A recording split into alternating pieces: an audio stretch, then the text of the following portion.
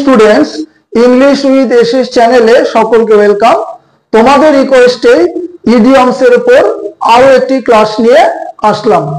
Previous ক্লাসগুলোতে আমরা বিভিন্ন টপিকের উপর আলোচনা করেছি, বেসিক ইংলিশের উপর ডিসকাশন হয়েছে।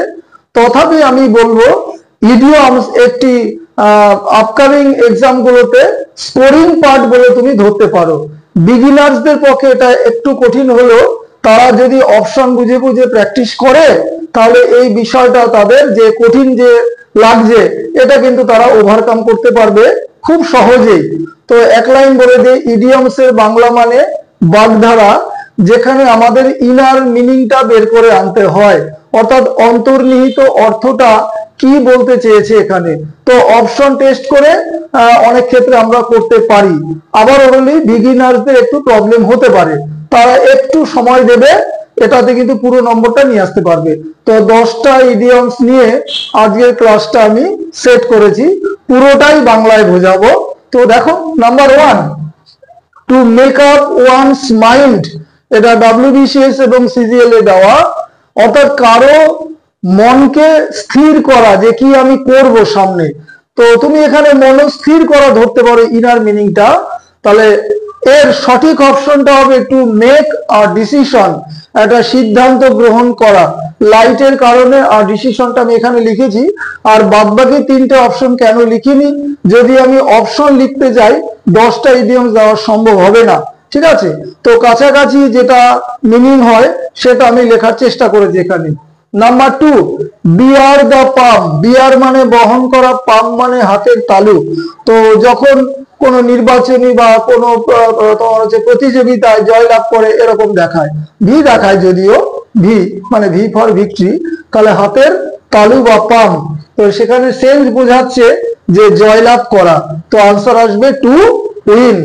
এখানে কিন্তু দেখো এর কাছাকাছি বলে কিছু আসবে না, এখানে টু উইনই থাকবে।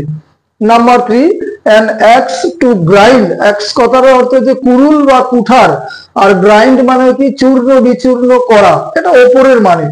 তো কুঠার বা কুড়ুল নিয়ে কেউ যখন বনে যায় সে গাছ কাটতেই যাবে, তো সেখানে তার ব্যক্তিগত স্বার্থ সিদ্ধির জন্য যাচ্ছে। তো দেখো ভেতরের অর্থটা কি দাঁড়াচ্ছে, to have a selfish motive, একটা নিজস্ব স্বার্থ সিদ্ধির ব্যাপারটা এখানে লুকিয়ে থাকে। Number 4, chicken hearted. Very very important, খুব ইজি।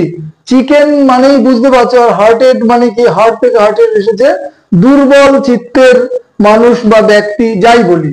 তো সেখানে আনসার হওয়া উচিত কাওয়ার্ড। তো কাওয়ার্ড, কাওয়ার্ডলি, দুটো অপশনই হতে পারে। বেসিক ক্লাসে নিশ্চয়ই বুঝিয়ে দেবো। বাংলা মানে ভীতু, ভীরু বা কাপুরুষ এরকম নেবে। নাম্বার 5, শো মানে বপন করা, ওয়াইল্ড ওটস। ওয়াইল্ড মানে বন্য বা বুনো যাই বলো। ওটস হচ্ছে এক ধরনের দানা শস্য, নিকৃষ্ট মানের বলতে পারো, মানে চাল গম এরকম টাইপের নয়। তো এখানে এবং যেটা ফসল উৎপাদন হয় সেখান থেকে বিশাল কিছু লাভ করা সম্ভব নয়।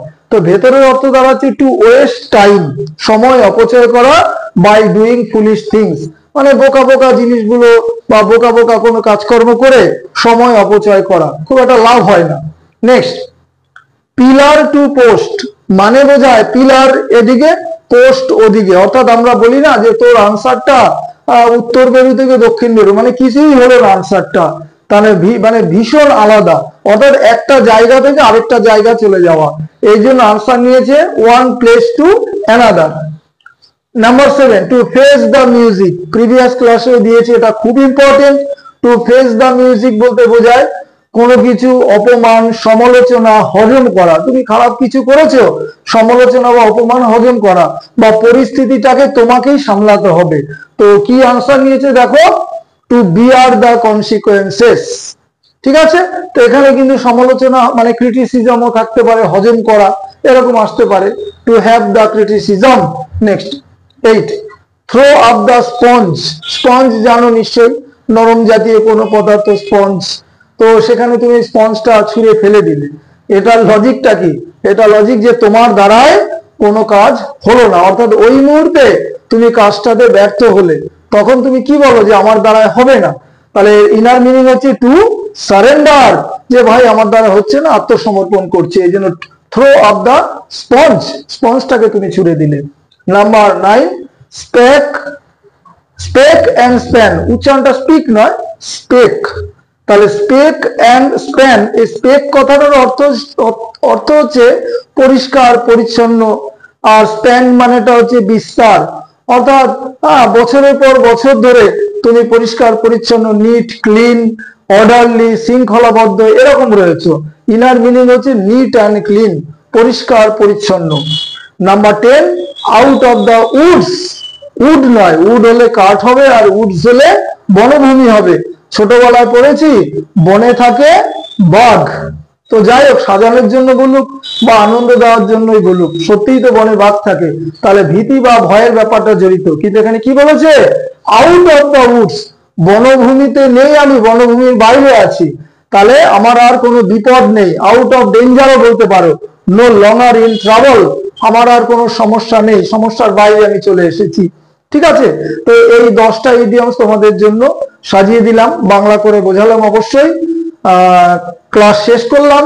Have a good night.